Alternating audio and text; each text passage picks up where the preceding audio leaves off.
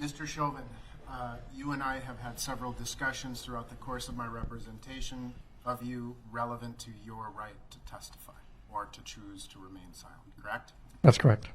And during the course of our representation, it's fair to say that you and I have had this conversation multiple times, correct? Correct.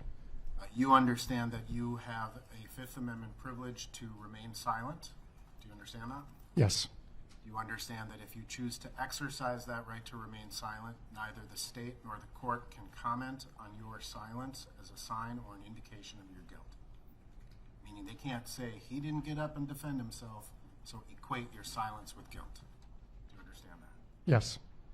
All right. Now, you also understand that you can waive that right and testify.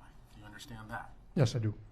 You understand that if you chose not to testify, or if you did in fact testify, you would be subject to cross-examination by the state of Minnesota. Yes. You understand that if you were cross-examined by the state, we could not attempt to limit the scope of your testimony. The state would be given broad latitude to ask you questions. Do you understand that? Yes. We've had this conversation repeatedly, correct? Correct.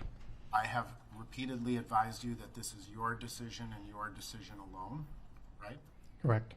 I have advised you, and we have gone back and forth on the matter, would be kind of an understatement, right? Yes, it is. But after a lengthy meeting last night, we had some further discussion, agreed? Correct.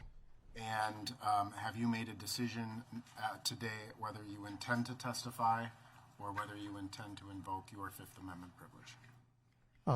I will invoke my Fifth Amendment privilege today. Right. Mr. Chauvin, I'm going to address you directly because the decision whether or not to testify, let me take this off, is entirely yours. In other words, it's a personal right. Mr. Nelson makes a lot of the decisions in trial, but one he cannot make for you is whether or not you testify. And he can give you advice, and you can take that advice or reject that advice.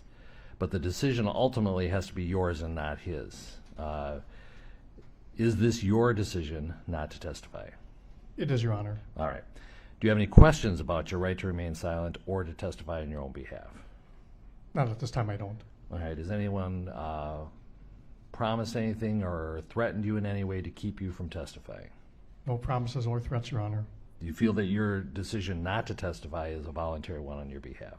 Yes, it is.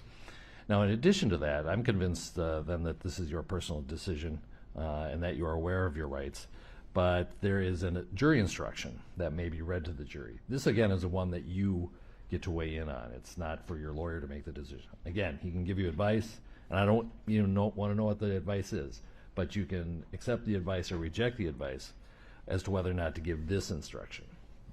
If you would like, I can read this instruction to the jury. It's titled, Defendants' Right Not to Testify.